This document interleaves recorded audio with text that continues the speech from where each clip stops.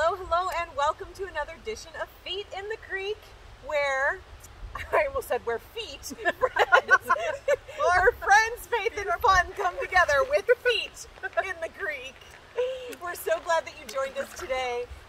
Today Rachel is in the hot seat. My name is Carrie. This is Melissa. We are your hostesses for this edition of Feet in the Creek, and we're going to continue talking about mindfulness today. So, Rachel, what do you got for us? So today I'm going to talk about being mindful while you're cooking or mindful eating, because I really think it's so important to know that you can have that mind over matter. You can think of good conscious ways to put things into your body and to maybe change things up a little. I am so excited about this topic when Rachel said she wanted to talk about this, because this is, for me, one of the biggest stumbling blocks. For me too. Oh yeah, I'm great with eating. Eating and I were like this. Eating and I will go like way too long. Every trainer I've ever had, every nutritionist, every program I've ever done has always said you don't eat enough. Yep, Because I heard that. if I'm trying to eat well and I don't have time, or I'm not in the mood or whatever, I just don't eat then, because my only choice is a bad choice, so I just won't eat. And I think your body goes into starvation it mode. does, and then it packs on the weight. And Right, because it wants to keep everything for proteins and nutrients and, Well, stuff I'm like on that. this weight loss journey, and I'm down, almost 60 pounds. And for me, it was really important, the whole 6 small meals a day. And by small meals, I'm like 110 calories, 120 calories, 6 times a day, evenly spaced out, and being very mindful of making good, healthy choices. Yeah, and I'm doing a program right now too. And by no means, we're not medical professionals, just personal weight loss journeys that we're doing here. I'm doing a program that does mindset every day, so I'm calculating, and keeping a food journal of what I do. And, for me, it's about not eliminating anything, but being mindful of what I eat, right, and how often I eat it, and not deprive myself of anything.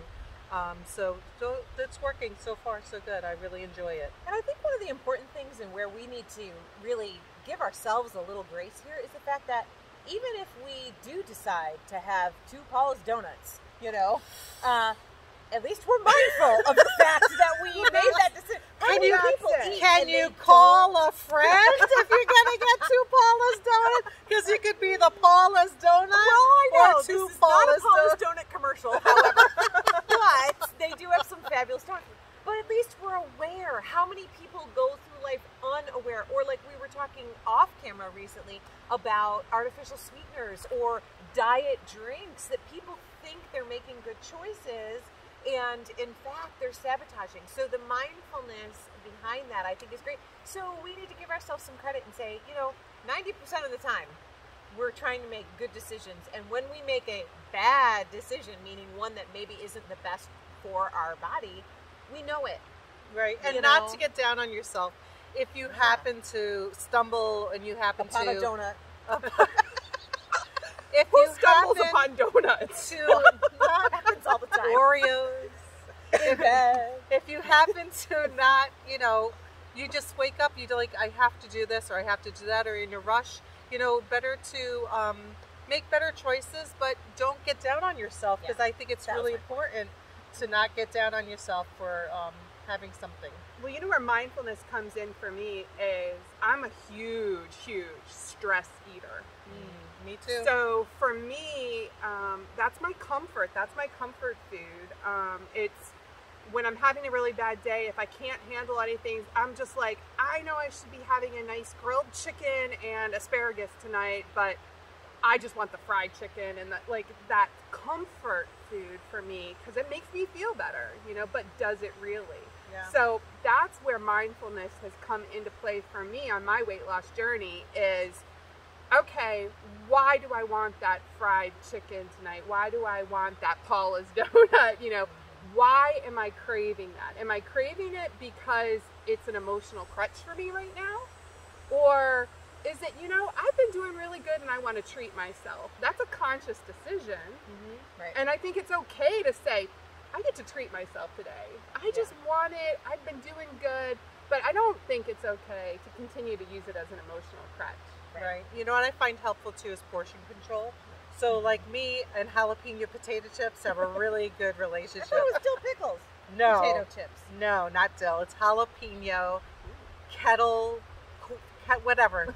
Kettle cooked. It doesn't Such a matter. question why I bought you a bag of dill chips. No, because I ate them anyway. All right, potato chips, whatever. Facebook. Okay. So for think me, you know someone. so for me, you know, I find that once I open a bag of potato chips, I eat the whole thing. You know, not in one sitting, but I know it's open, therefore I'll go back in the cupboard and get it. I'll sit down and watch the news, I'll go get it. I watch a movie, I go get it. So now I make sure I have things on hand like hummus or popcorn, or I'll put my potato chips specifically in a Ziploc bag, a snack size Ziploc bag. Yeah. And for me, I find it that when I'm mindful and I'm conscious of what I'm doing, I can reward myself. Like, you know, it's okay to have a handful. Right. It's not okay to have the whole bag. You know, and now I'm finding that I don't even miss it because I know it's there when I want to have it, rather than saying, oh my gosh, I need this, or I really, really have to have it. You know, I just have to say, if you're not a member of the Midlife Mamas Facebook group, join us. Definitely join that group. It's a private group, but if you look for it, all you have to do is answer a couple questions and you're in. But Melissa just did something that dropped this past week about that, and she was talking about, you know, how back in like, you know, Stone Ages, you ate, you know, your whole world was revolving around catching food, preparing food, eating food, and you ate till your fill in that moment, and, you know, and how that's a whole nother thing. But when we come back to this age now, where we have a whole bag of potato chips, you know, we do eat it all because we're not sure like when we're going to get the next bag, or we don't deprive ourselves now because we figure depriving's coming later or whatever. And that's really, really true. Your idea of portion control, of putting in like this bag and not to panic that if you don't eat more, it's going to be gone. Someone else in my house is going to eat it. I have guys in my house. You know, that food will be gone if I don't eat it right now. Oh, teenage girls eat as much as boys do, I tell you. And the other thing too, when I go out to eat, because it's really hard sometimes, I think, when we go out to eat, I almost always ask for a to-go container. So I cut my stuff in half and I immediately put it in the to-go container. Yep. And then I know that I've enjoyed my lunch and I can have the rest for lunch tomorrow or dinner that evening. Because that's another thing I talked about on Wellness Wednesday this week is portion sizes at restaurants are 8 times larger than they used to be. So that's a great suggestion. Put it in it right away. Just cut before that you cheeseburger. even taste it. Yeah, before you taste it, cut it in half. Put it in a to-go container, and then it's already out of sight, out of mind, and enjoy it the next day. So you get to enjoy it twice, right? And since it's 8 times bigger than it used to be, really, twice is still a lot of food, and you don't have to be deprived. And call one of your friends to enjoy it with you. Hey, got some Eggs Benedict. And that's so true because, I mean, I think about by the time I get to the point when I'm at a restaurant that I ask for a to-go container, by the time she brings it, I'm still munching, just a little bit more. But then I'm like, oh, that's not even worth putting in a container. I might as well just polish that baby off, you know? Yeah. Where That's so true. if you do it right at the beginning, if you order your meal and you ask her to bring him to bring a container right at that moment, that's super good. That's a great point. Yeah. So I've found this cookbook. So it's the Blue Zones Kitchen. So the people it's 100 recipes to live to 100. So it's really healthy. It's beans, it's soups. It's not a vegan or vegetarian recipe book at all, cookbook, but it just, it's through National Geographic, Dan Buettner, but Sardinia, Okinawa, Nicoya, Ikaria, and Loma Linda in California. Easy for you to say. I'm just saying is that, look at these beautiful charcuterie. So, you know what? I'm going to put it out there to Facebook. You guys tell me. I'm going to go through this whole cookbook. This is going to be my new journey to do this. So, how many have you done so far? Nothing. I just got this. New. Yeah. So, steamed purple sweet potatoes. So, Facebook people, tell me, Midlife Mamas, where would you like me to start? Give me a page number. I'm going to make that recipe. Ooh, and I'm going to come back and talk to you about it. Randomly put a page number down. Randomly put a page number. The first person to put that page number down And it might be cream of pumpkin soup. From I sense do a lunch in the creek. from Okinawa, or it could be some herbal tea, some green tea. So hummus with parsley, I'm into that.